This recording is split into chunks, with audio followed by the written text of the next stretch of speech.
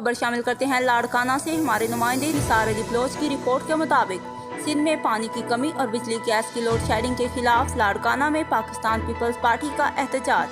जिनाब बाग चौक पर सख्त गर्मी में 2 घंटे तक एहतजाजी धरना दिया गया। धरने की क़यादत पीपी सिंध के सदर निसार खोड़ू ने की। धरने में खवातीन समेत सियालों की बड़ी तादाद ने शिरकत की। हाथों में प्ले कार्ड उठाए कारकुनान सिंध को पानी का हक दो के नारेबाजी करते रहे।